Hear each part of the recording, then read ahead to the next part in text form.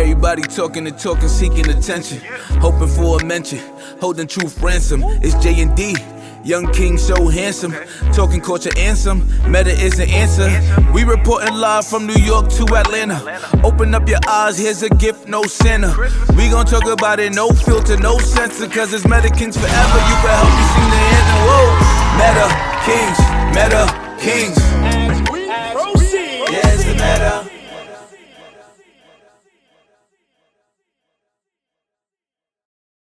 All right, we're back. Listen, welcome to another episode. I believe this is episode 13 or 14. I lost count, but welcome to another episode of the Meta Kings podcast where I believe it's been 90 plus days and we still haven't been canceled. We're still here, man. So thank you for not reporting us when we say crazy stuff. And, you know, thank you for sticking with us. Like if Jay was here, he would say, we love you guys. We miss you guys. You don't know how much we really love you guys. So I would say for him, so elephant in the room. This is not Jay, clearly. It's not Jay. He's a very special guest we have with us today. Jay wish he could be here, but he couldn't. But, you know, we're going to keep grinding. That's why there's two of us.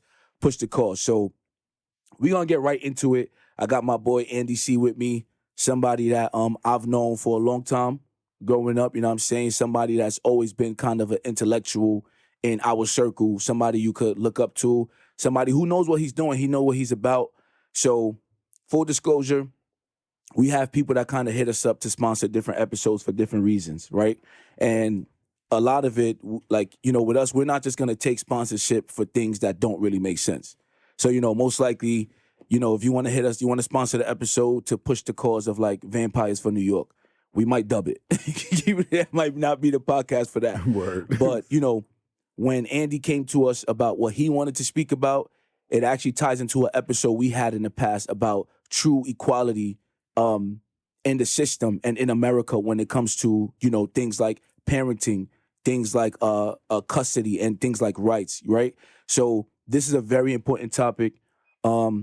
And I'm going to, you know, first we're going to start off, we're going to let Andy C introduce himself to the people, let them know a little bit about who he is, and then we'll keep it pushing. So listen, stay tuned, stay with us. We're going to take it through, and we're going to have a good episode today. So Andy, tell us about yourself, man. Appreciate it. Well, yeah, my name is Andy, and I am well, first and foremost, a 10-year veteran. Thank you for your service, man. You know, in the U.S. Navy. No doubt. I went into the service when I was 18. Wow. Straight out of high school. Mm-hmm. But the thing about it is, me and my older brother, and my brother right after me, we all 2 years apart. Mm-hmm. So, you know, it's almost like you can see what the other one going through and get like a prediction about what you about to be into. Right. And at the time, college was not the move. He's like, yeah, not for me, man. College was not the move. Yeah. So your older brother was in college and you were kind of like, yeah, I ain't trying to do that. Well, yeah, but then he was about to get out. Right. And then so he was actually thinking about going into the Army. Okay. So one day we was coming back from the park playing ball. Mm-hmm. And this dude rolled up on us out of nowhere. Yeah. And it was a Navy recruiter. Oh, yeah, I know how they do. Man, listen, man, he start selling us, well, he started selling me. You know, yeah. my brother, you know, he a lot more reserved and laid back. But what this guy was talking about, mm-hmm. I was like, man, that sounds good. That sounds like right up my alley. Yeah. So me and my older brother, we was building, and I was like, listen, man, that Army thing is kind of crazy, bro. I was like, but if you go in the Navy, mm-hmm. I go with you. Because when he rolled up on us, I was just about to get out of high school. Okay. You know what I'm saying? So big bro was with it. You know how the OG goes. So right. We actually left on the same day. Oh, wow. Yeah, we actually left on the same day, 9/14. Wow, so that's interesting. Two brothers going to the Navy on the same day. Yeah. Did you guys stay together the whole tour? Then I'm gonna tell you how it went down, right? Okay. So, and that was actually one of the ways that they sold us. They was like, you know, we're gonna have y'all going on a buddy program, you know what I'm saying? Y'all gonna stay together through boot camp, you know, y'all scores, you know, whatever y'all could pick, you know, set whatever. You know how a car salesman dress it up, you know. So shout out to the Hempstead Navy Recruiter Station, because them boys over there, they got it. Listen, I had an experience. I remember I was working in the mall at that time. And you know, at that time I was kind of like on my, you know, workout bodybuilding type tip. And I think I was like 19, 20. And I remember a recruiter came to me. He's like, man, you too big to be working in this booth. He's like, this booth ain't for you.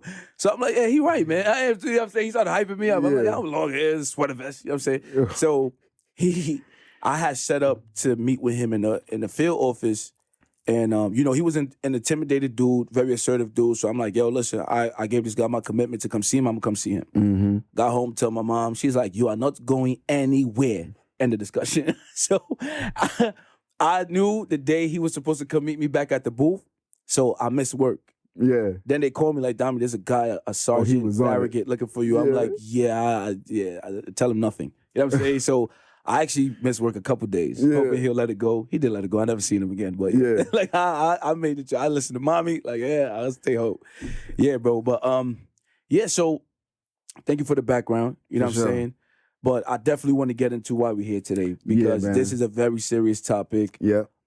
This is something that affects, you know, besides you, I have other friends going through it. You know what I'm saying? And so today we're talking about parental alienation. Yeah. Right. And we're not just talking about it. We're interviewing Andy because he's actually been, well, he's not gonna call himself a victim. And this is part of why he's here today. He's fighting back. He's fighting back. He wants to address it head on. So we're not gonna call him a victim, but he's been somebody who's been affected by parental alienation. Can we use that word, affected by? Yeah, we could say affected by parental alienation, or PAS, or PA, because, you know, there are bodies that are actively working to make parental alienation syndrome, you know what I'm saying, a part of the DSM. You know what I'm saying, like an actual like mental illness type of deal. Wow. Yeah. So for those of you who don't know what it is, because honestly, I was kind of new to it until he kind of broke it down for me. So the way I understand it is parental alienation is when one parent uses the child, or they viciously or they aggressively alienates the child from the other parent. Well, or you could kind of correct me if, you know. Yeah, elaborate. so you know, it's not really like one tone to it, like, you know, like, so because everybody has a different temperament. Right. You know what I'm saying? So, and sometimes what causes the actual actions of alienation is rooted in something else. So like another type of like you know, mental illness, or, you know, some type of traumatic event or something like that. You know what I'm saying? So which then causes the parent to want to use the child, you know what I'm saying, to affect the other parent. Okay.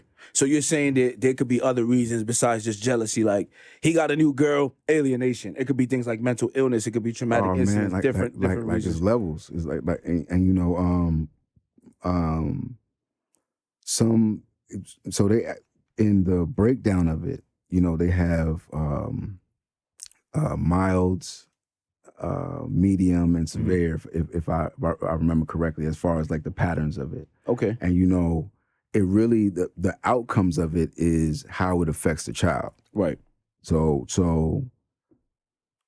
in essence, to a certain degree, the other parent who's being alienated is almost like an X factor, because the real,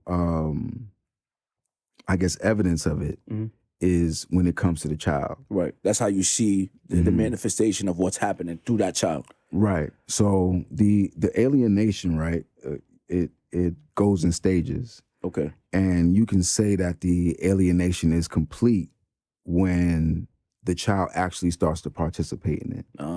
Okay. So now the child doesn't want to see that parent anymore. Correct. The child wants no part. Okay, so So this is personal for you, like we said. So, because this is something you're actively going through. Yeah. So, just give us a little background. When did you so first, me and you spoke behind the scenes, and I know you have a little girl. Well, maybe not so little anymore, but I know you love this girl, man. I personally can vouch for that. And you've been going through a lot to be in this girl's life leading up into what we're going through today. That's twin part 2 right there. Right. So tell us a little bit about the situation. Like, give us a brief summary of how did we get here? So, as brief as possible, what initiated what you might say of the active actions of alienation was just a simple restricting the child from the other parent. Okay. So, it will start in little ways like, you can't come to the house anymore. Right. As far as like, coming to see the baby and things like that, you weren't necessarily coming to take the child. You just coming to see the child, at the house. So that gets dubbed. Then it goes to, well, you can't take the child from the house. Now you can only see the child here. Was that court ordered, or that was just her? That was just the wild, wild west of it. Okay. Without no structure. Right. And, cautionary tale, when it comes to another life, like structure is a non-negotiable. Mm-hmm. So, those little things right there is what set the tone. Because, and every individual is different, because right. you might have another parent that might be like, nah, and start wilding out. But that's not my temperament. Right. So in order to keep things steady with the child, it's like, all right, that's what needs to happen. All right, then. And then, other things are going on, like, going to school, working or looking for work. You know what I'm saying? So it's like, okay, you working within the framework of what's going on. Right. Well, speaking of that, because from what I know, part of what you did, you kind of uprooted your entire life to be there. Like you said, you're not the wilding out type, but what you did do was you literally followed your daughter all over. Well, from the beginning. You wanted to be wherever she was, no matter what. Well, when my daughter was conceptualized, right?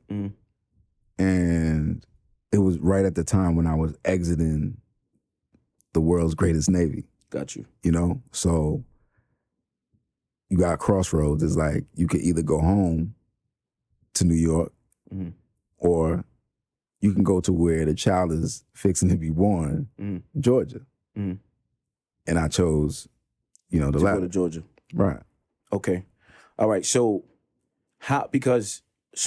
right now, the context is apparently there's a court date, right? There's something going on bigger than what's happening here. Right. Where, things kind of came to a head. There's allegations of, she's on YouTube kind of, slandering and saying things that aren't true. And so there's bigger forces at work, right?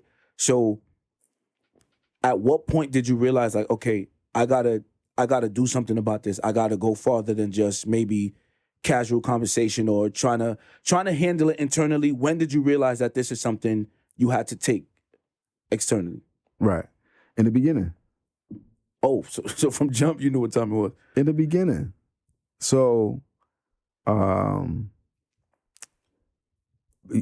I can't even just say it was just, me just recognizing of myself, like, the way that the patterns of life in the universe work, it's going to put you in line with your intentions. So my intentions from the beginning was the child.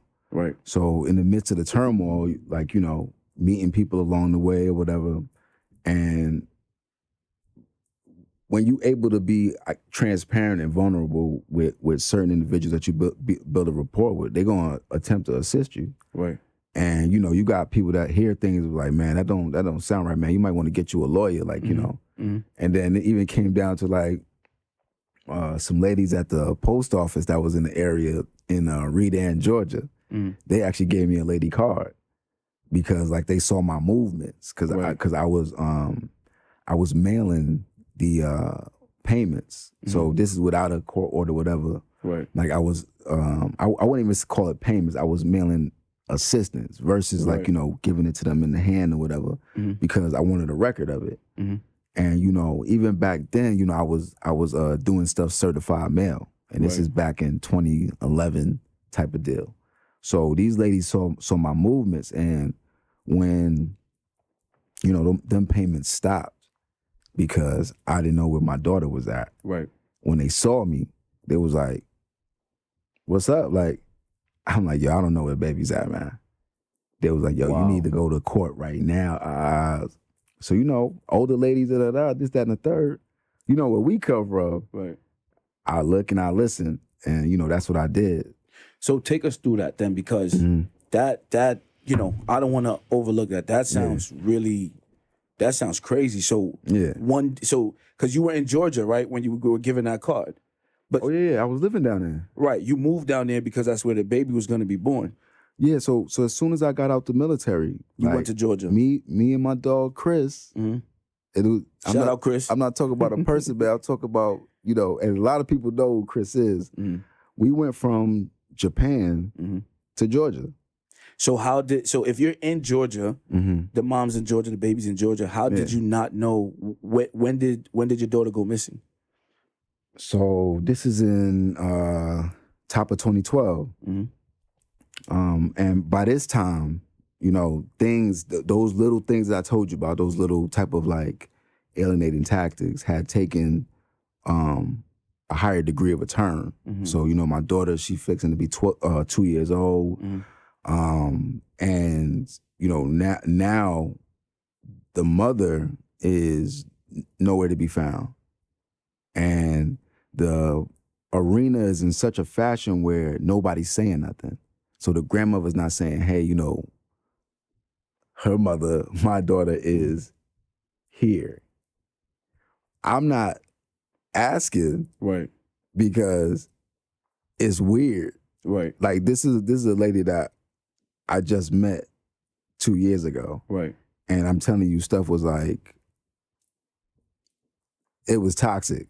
So, for the sake of, but I was seeing my child though, right? And that's all. That was the most important thing to you. But and I had to like, because she was my daughter's mother was actually actively still serving in the military. Okay. So for her to not be there for like certain periods of time, that wasn't irregular. Right.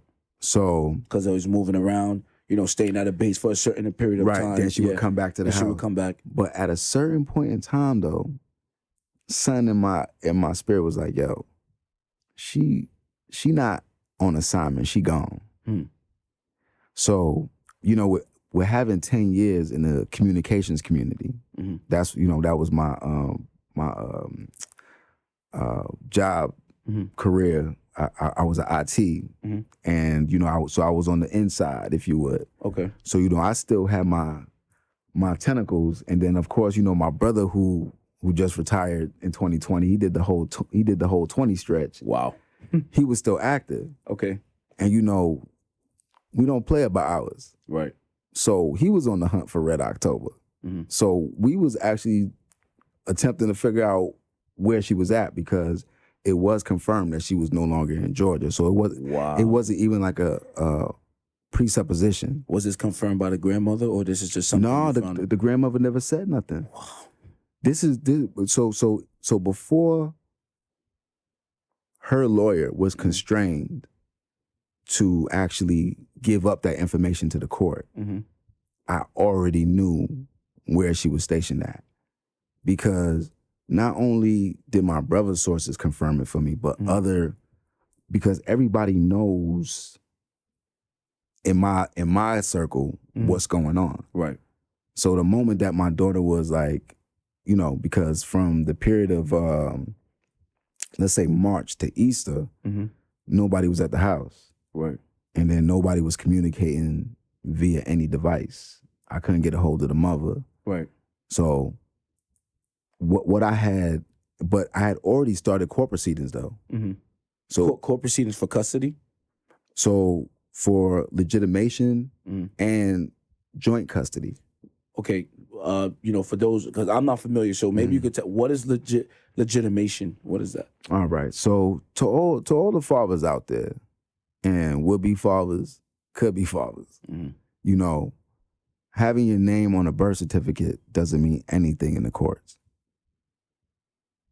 So you have to establish your rights. And, for any person that just wants to be about themselves, like understanding how to establish yourself from the standpoint of the courts, like it's definitely something to know. So you have to establish yourself as a child's father. That's legitimation. Yes, if you are unwed, you have to be legitimated. This is this is important for me because I had a brief moment where I thought I was gonna get into some kind of custody battle, and I was told that as long as the father's name was on the birth certificate, false information. Wow. So unless you go get officially legitimized as that child's father in court, unless you're married. So that marriage certificate is what bonds you to the child, because everybody in the situation got the same last name. Right. If everybody playing like normal practices. So it wouldn't even be there isn't a reason to go through that process because the children are already legitimated. They're already established as your heirs. So peep the scenario, right? Let's say you have a child out of wedlock. You never knew about it. And you get wildly successful and rich. And one day some child comes knocking at your door like, hey, daddy. It's me. Yeah. Or even further on that scenario, you died. And this person popped up saying, yo, that was my father. That's an unlegitimated person. And to actually legitimate those claims, they got to go through a lot of rigors. Wow. Now, having a birth certificate, they were like, oh, yeah, okay. That kind of makes sense. But then you're not listed as any of his heirs. You still cut out. Wow. So you know how when people be popping about the woodwork and stuff like that? Yeah. A lot of times they don't go anywhere. Because they're not legitimized. They're not legitimized. Wow. This is news to me. Like you know that word bastard? Yes.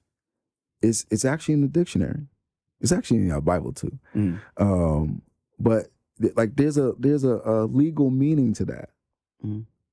You have no father. Well, if you any Game of Thrones fans or any fans of period pieces, you kind of we kind of in our layman's way kind of understand that, because that's what it meant back then. That's why it doesn't shock me that you said it was in the Bible, because that was really a thing. That's what it means right now. So that meaning carried over, still the same meaning today. The law books is the law books. Right.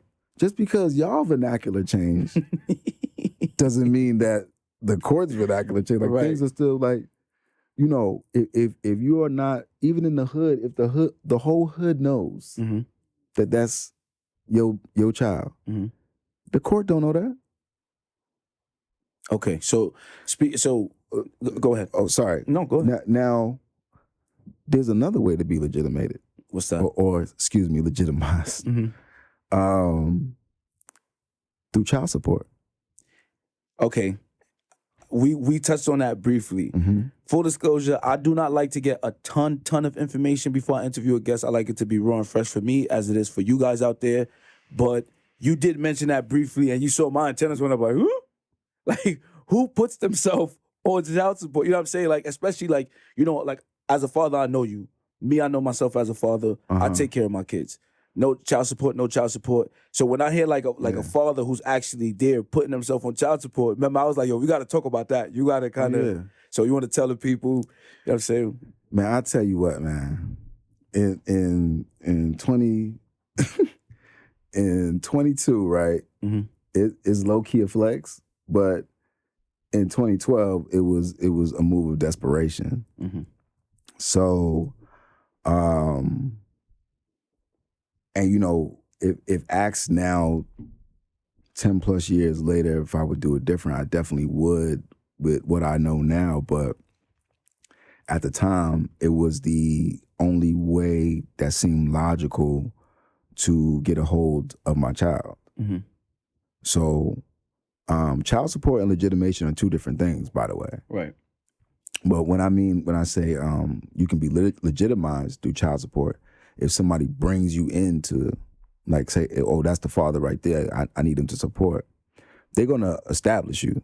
But first, they're gonna do a DNA test, no? Exactly, they're gonna do that. They're gonna do the DNA test and all that, and that's gonna establish you're gonna be legitimized in that process. In the process, okay. So there's a difference, though. I voluntarily went and legitimized myself through child support.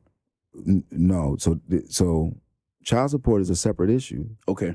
And that's why I was saying there's a distinct difference. So if I would have done it differently, I would have legitimized myself and said, okay, no child support. You would have just done. You would have just legitimized yourself. Right. Okay. And then when it came to like custody, now that's something that could be worked outside the situation. Mm-hmm. So I would have taken means to like pursue that. And, you know, shown cause and things of that nature if I would have known, you know, what I know now. But, you know. Okay. So that being said, let's bring it back, right? Because now I'm glad we're getting the context. We kind of understand what you've been going through a decade now, right? Oh, yeah, for sure. So but then there's this court case. So yeah, something didn't work. So kind of talk to us. What is the court case about? And So basically, what is this court case about? What do you hope to get from this court? Is it for custody? Is it for... So, you know, the basis of the court case is that the original court case and the parameters that were set forth were violated in its entirety. And what was the original court case? So, in all reality, right, because, you know, I'm the one who started the proceedings. I'm the one who took, you know, my child's mother to court because I had to bring her back to the state of Georgia to actually come to the court and answer for why the child left in the manner that she did. I'm going to jump in right there. I'm sorry because I actually have, you know, a friend, you know, someone that I know they won't be comfortable mentioning their name, so I won't. They're actually in a similar situation, and I think you kind of provided a solution, kind of.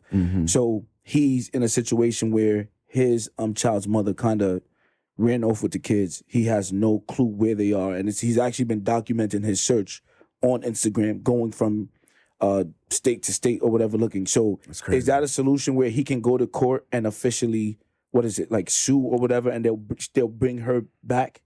So I wouldn't say like in that simplistic terms because like it depends on like the jurisdiction and everything like that.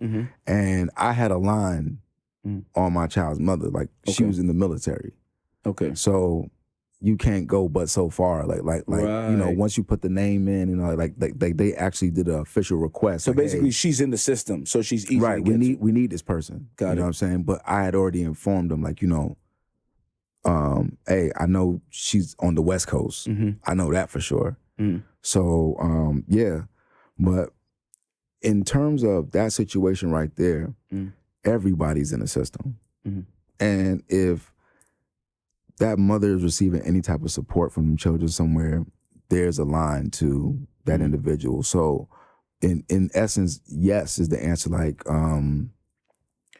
establishing the situation with the court would be the first and foremost, so that there's documentation. You know what I mean? Like definitely now, because of the age that we in, social media is a gift and a curse. Right. So you never let a good crisis go to waste. So I wouldn't tell them not to do that. But on the other side, when we talk about dotting I's and crossing T's, like officiating what's happening, making some type of claim to what's going on is essential because for an outcome, right? So let's just say he finds her, right? Then what? Are you going to call the cops? Right. And if you're going to call the cops, what paperwork do you have? No, I see. I see You what see you're what I'm saying. saying? I see what you're saying. So, and you know, and in a lot of those cases, like police officers want to help. Mhm. You know what I'm saying? But there's nothing constraining them to help. Right. And like their hands are tied, like, you know, for them to assist There's you. no paperwork. There's no legal. There's nothing ordering them to do it. Okay. All right. So yeah, I'm sorry I cut you off. We were talking about the court case, right? So what's the court case about? You said it was about basically revisiting the old court case and things that were violated. Right. So, you know, what I was going to say was that, you know, even though I had taken, you know, the custodial parent of my child to court, I lost that case, like, due to the circumstances and my daughter's age, because, you know, I had a lawyer that was probably overworked and had not had enough sleep, and you know, my representation wasn't adequate for the situation. Like, even though the severity was there, Right. So the ruling that I received was generally unfavorable. Like, I only got 3 days of visitation a month. A month? And my daughter was on the West Coast. Wow. So, and I was in Georgia actively. And I think I got like every other holiday, and also 1 weekend out of 1 week out of the summer. So you can say that it was an unfavorable ruling. And even in that, but there were also certain parameters in there, like, you know, you can't stop communication between the child and you know, the other parent. Right. You can't move without notifying the parent. Like, there were other parameters in there, you know, that kind of like safeguarded to a certain degree, Right. that, you know, I would have contact with the child. Okay.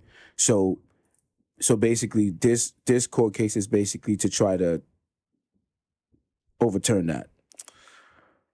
So, you know, and I was about to say I'm of the mind, but there are certain established bodies that are of the mind that when one parent shows themselves not being able to handle the rigors of being the custodial parent, because there are rights and responsibilities that come with each role. Okay.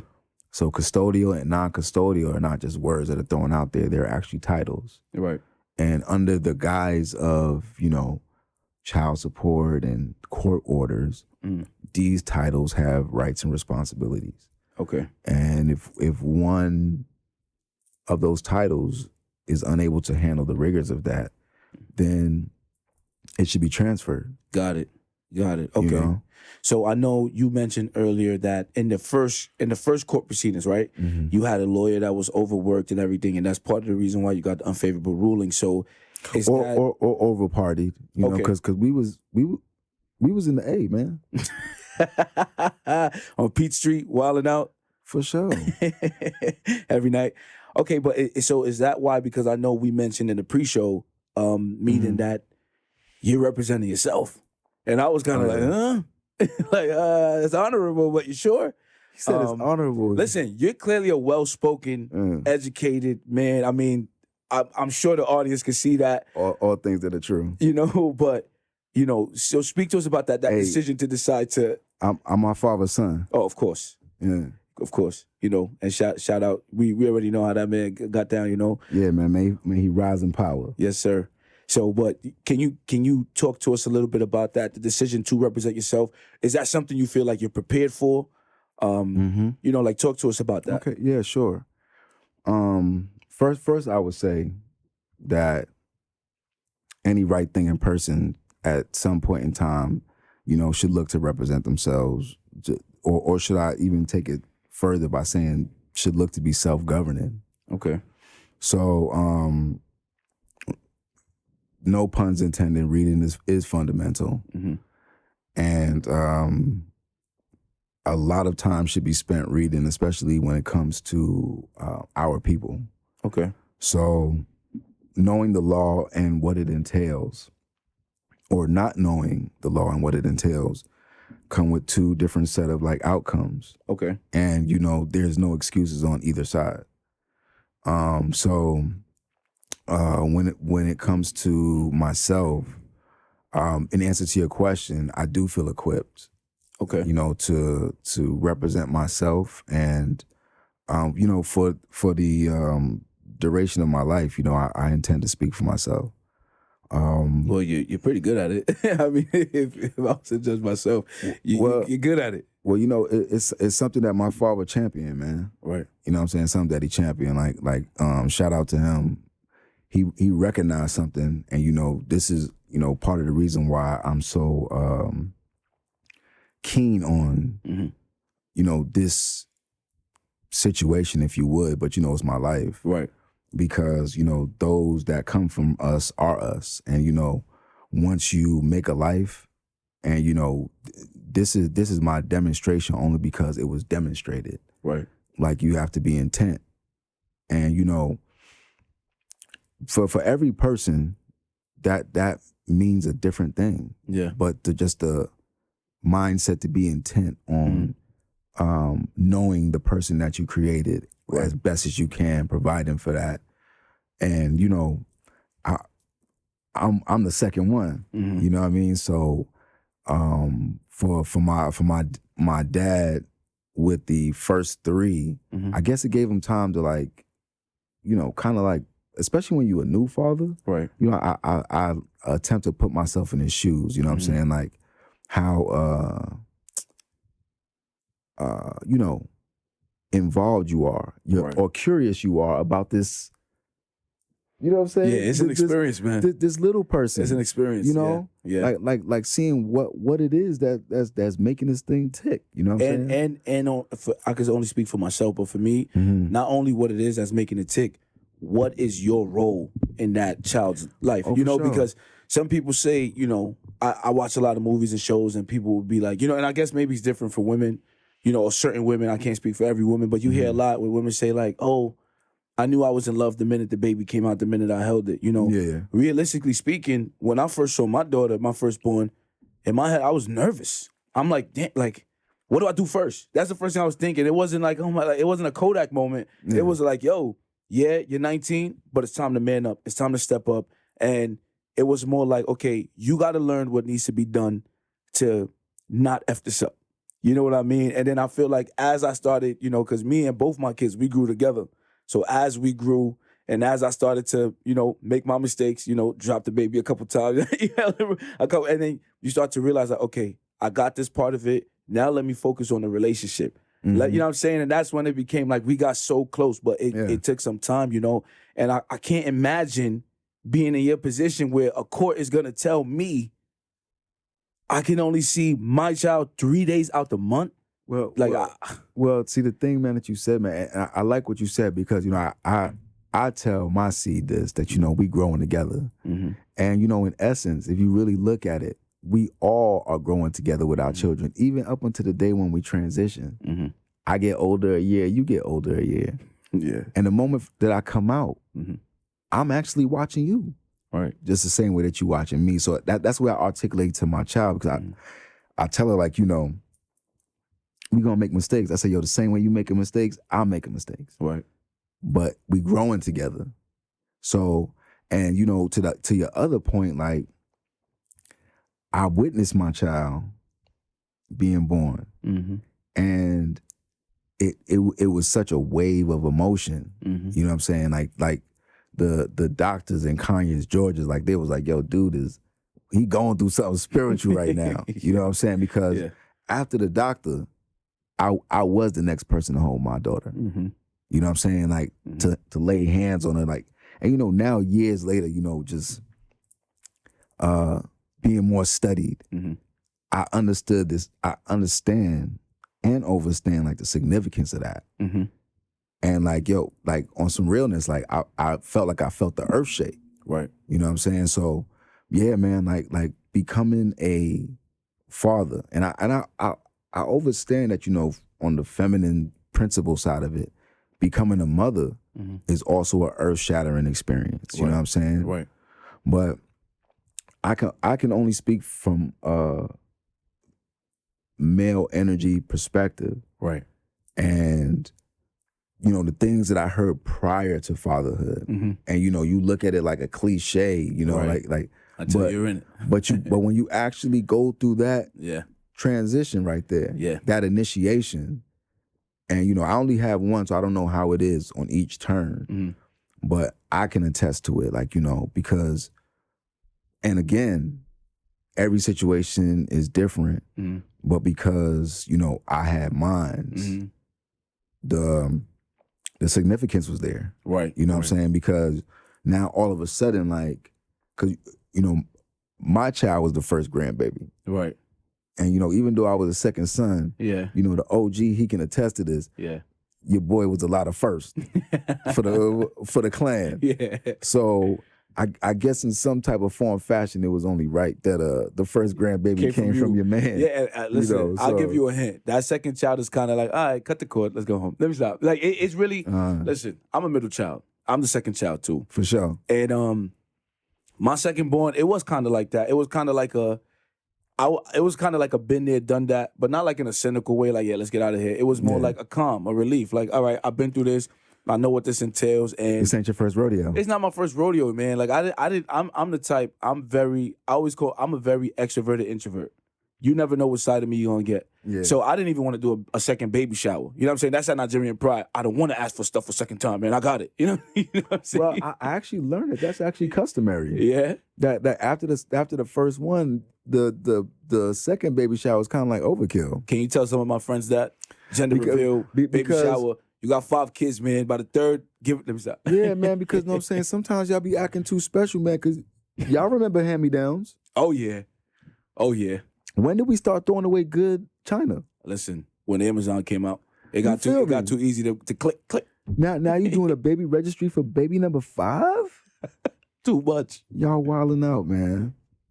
Can we recycle, listen, please? Listen, I want to get into the relationship with your daughter currently. Yeah. But before I get into that, you know, and I had your permission to bring it up, right? Oh yeah. I want to talk about how your child's mother has been kind of, you know, I don't want to use a term, like I don't want to use the word necessarily slander, but she's basically been on, you know, on the internet using her platform to kind of paint a false narrative about you and your family. So I kind of want to, kind of talk about that if you're comfortable talking about that and hear, you know, your side of that. Yeah. So, you know, and I'm actually gonna plug her channel because, you know, she gave permission to do so. And, you know, I talked it over with the clan. And, you know, the family deems that, you know, is necessary. Okay. Because to a full degree, you know, there's been no response to any of this. Because at all times and still at this point in time, it is about the child. Right. And, you know, to have as much as possible of a balanced upbringing, because, you know, the moment that you enter into that 2-parent home arena, like, you know, you're in a different dynamic. And, you know, for those of us who had, like, you know, 2 parent household dynamics, you know, we were extremely fortunate. Right. It's a blessing. Extremely fortunate. And, you know, now in you know, maturity, I see, you know, where the safety is for the child, you know, and, you know, for everybody actually, you know, because we all need each other. But when it comes to the rearing of another life, to be able to see both principles in action on a day-to-day basis, like if you even think back just to waking up to your parents, like it's something that we actually took for granted, right? You know, to a high degree. So you know, when it comes to I actually lost part of my train of thought when I was talking to you about that. Just take me back. We was we were talking about you know, how your child's mother, she has her platform that she's been using to kind of, you know, tell her side or her narrative. My bad, I got lost in the sauce. Yeah, no, you good, man. We talking a lot of heavy stuff today. Yeah, so you know, on her platform, you know, when it came to this issue right here and others, like she gave permission, you know, to like and share. Okay. So I don't know about liking, but because it's necessary at this point in time, you know, for things to be clear. Okay. And this is an issue that doesn't just affect, you know, my life. And because, you know, I'm 10 plus years in, I know firsthand knowledge, the degrees of it, and have interacted with souls, you know what I'm saying, that look like, you know, you and me, that the last time that they've seen their child has been years. Yep. And, you know, these are individuals that actively have a heart for their child because they have other children. So it's very hard for somebody that's involved with their other children, you know what I'm saying, and have that natural instinct towards those child to like forego another child. And that kind of goes into, because I know you had me reference the Red Table Talk, right? It was an episode on September 14th where Jada, her mom, and Willow. My anniversary date, by the way. Oh yeah? That's when me and my big bro joined the Navy, man. Oh wow. Shout out to the God. So on that date, the anniversary date, you know, they put out an episode where they interviewed Teddy Riley, right?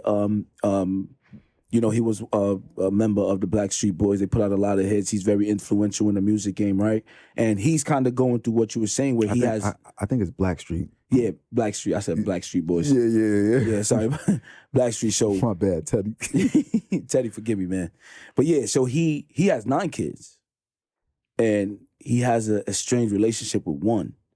You know, weird. And he was saying how kind of like how devastating that is, because he was saying that he took 5 years. He took all 5 years to be with the other kids and see them every day, and they had a good time together, a great relationship. So have that one he hasn't seen in 3+ years, you know. Yeah, you it's know, a sore spot. Right, and I don't want to say fortunately, because you know what you're going through. There's nothing fortunate about it. You have one, you know. Oh yeah. So to that effect, today, how was your relationship with your daughter? Is there a relationship? Well, well, before we get too far, Empress Oracle 333. I just want to drop that, you know, because what is that? That's the channel. Okay. Where, you know, you can see the footage, you know, of what's the other side of what's going on. Empress Oracle 333. No underscores, no dots. No underscore on YouTube. Same thing. I believe on Instagram, but for sure, Empress Oracle 333. I respect that. I really do. I respect that transparency, because most people, they really wouldn't want, you know, especially if they know that they might not be fully, you know, fully disclosing everything. They wouldn't want for people to hear the other side or see what's going on from the other side. So I do kind of respect that transparency. I didn't expect it. Well, you know, the thing about it, Dami, is like, you know, my intention at this point in time, you know, friends, family, you know, acquaintances, because my extensions as far as like my network, because we talking about 10+ years in the Navy, and then if you count my brother's time, because you know, well, you know, my family, we like this, but you know, me and Sam C, we like this, because we crossed that line together. So you know, his circle is my circle. So you know, these individuals, they know of, you know, my child, they know of what's happening, they know the history of it. So for them to understand that this is something that is a international issue, this just doesn't happen in America. Okay. You know, this is an international issue. And that, you know, I'm active in it. It's important. So, you know, for them to see the other side of what's taking place, and to be able to see, like, you know, the differences from even another perspective, it gives a key context. That's important. So today, what is the relationship like, you know, with your daughter? Do you guys still keep in contact? Does she know everything that's going on? you know? Well, at this point in time, the alienation has taken its root. Mm-hmm. So my daughter is actively participating in the alienation. Wow. To where, she, verbalized that, she doesn't want to speak to me, doesn't want to see me. It's in hostile manners, in the Right. manner that an adult would do these type of things. Because, when you, in today's lexicon, Mm-hmm. cut somebody off, Mm-hmm. it's kind of in those mannerisms. Like, Right. what 11-year-old do you know would actively refer to an adult as a stalker? Mm-hmm. What 11-year-old do you know that would be abreast of what's happening with Kanye West and Kim Kardashian and be able to reference it to another adult that, is biological to her? So with alienation, these are certain factors. And that's something you mentioned in the beginning, that you can tell the results of the alienation through the child. So unfortunately, in your situation, it's taken hold. It's very unfortunate. I mean, because everybody knows we know each other. So like our daughters have hung out with each other. Mm-hmm. You know what I'm saying? Mm-hmm. And if you remember Boomy's first memorial, my daughter was there. Right. So these key significant things, like you knew of the bond. And wow. To be transparent, like I'm actually opening up my social media during this time because as I'm conducting these proceedings, because this is my case. Right. So I'm the one that's going to be conducting these proceedings. I want my social media to be open because I'm usually a private individual. Right. Like those that's in my circle have access to certain things, milestones and such. But for a limited period of time, like I'm gonna leave everything open. Okay. So that I don't have to take anything down. I don't have to add anything. Right. Everything is just there. Everything is there. So let me ask you, okay, so what do you hope to accomplish? Like, what's your goal by coming on this platform, by opening up and all of that? I don't mean to stop you, my brother. Yeah. I don't hope. Okay. Dick Gregory said that hope is a poor man's drug. Don't get high on it. Okay. So I don't hope. But sorry, I yeah, no, yeah, in there. definitely. But what I plan for, what I intend for, and the outcome of this campaign, because any given Sunday, anything is possible. Right. In this point in time, we actually have a new presiding judge over the case. So okay, I'm gonna have to see how that transpires. So, but the thing about the record, right? Record stands firm, and that's why I say even to intended fathers, like, or any right-thinking person, like records are important. Right. You know what I'm saying? Right. And that's something I don't think is like really like pushed through our community. Like, not at all. like keeping a record of what happens, like, and then especially in the context of your children, and then in the context if you are unmarried to the individual who you are having a child with. Right. And that's on both sides of the board, because alienation just doesn't happen with men. Right. It happens with women as well. Right. So both sides are I affected. know women that are actively right now alienated from their children. Wow. So, Okay. So listen, so this was a lot, man. And I'm glad it happened. I learned a lot. I'm sure our audience learned a lot. I appreciate you, man. I appreciate you. I'm thankful that you were able to be transparent and open and come on here and really just open yourself up to people getting a in-depth, a deep dive into what you're going through. Opening yourself up to potential scrutiny, because you know how people are. Not everybody's gonna agree. Not everybody's gonna share that sympathy. But thank you for coming on today. And what I want you to do real quick is kind of tell the people. So if they wanted to, correspond with you or support or, reach out, do you have like an email or social media, anything you want to leave with the people? Right. So, just in the midst of this, right, with me conducting these proceedings, I'm like, in my active network, people that, know me, friends, family, acquaintances, we've worked together, served together, we do business together. I'm building my witness list at this point in time. And, because of the recent passing of my father, you can say that I'm kind of behind the curve on time as far as like securing my witness list because, you know, due to circumstances, we got the court date almost like on an emergency kind of standpoint. Okay. So still KYC at gmail.com. You know, if you want to be part of my witness list, the proceedings are virtual. Okay. It's by Zoom, so you don't got to come nowhere. So do you want to give the date of the proceeding? Yeah, October 4th, 9:30 a.m. 4th. Okay. And I believe that they are open. I have to verify that. I believe they told me that there's going to be like an open channel for it. Okay. So that I will post to my social media. Please, Meta-Kings will be in attendance. Yeah, you know, so, definitely want to. But you know, if there's anyone, and you know, I already have some that are in the active circle that have already their testimony alone. But you know those that can speak to my character because once you go on Empress Oracle 333 on YouTube. And you can see the allegations that are in the open, right? That are being levied against myself and my family, in such an insidious manner. My family is verbally offended. Right? Of course. And my father just passed this past July, right? And we all know who wasn't there. My daughter. So wow. And, in the midst of alienation, these type of things happen. Right. And, on the other side of alienation, because of whatever's going on, they see these things as insignificant. But, even funerals, like, weddings and funerals, right? Those are extreme bonding moments. Right.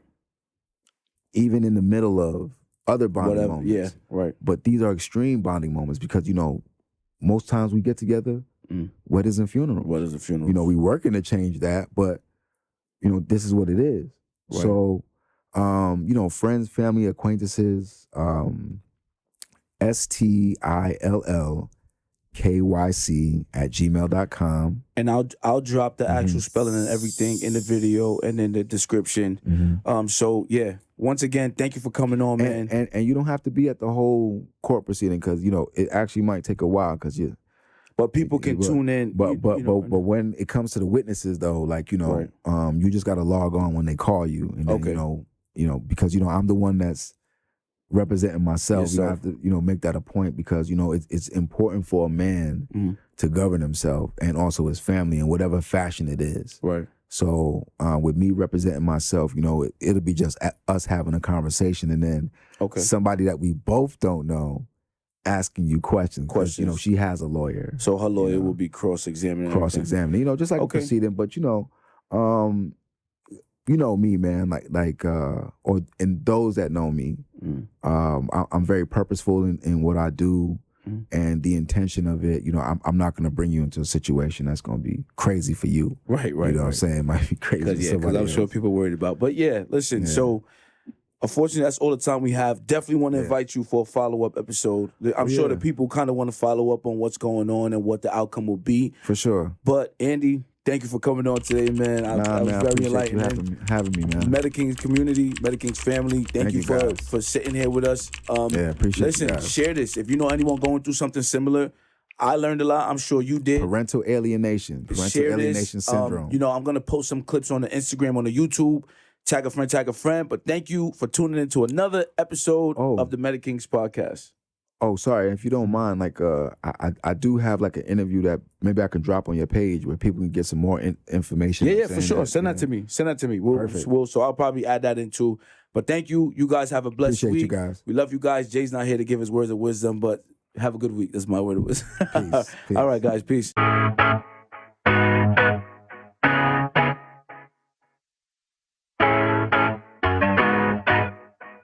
JK.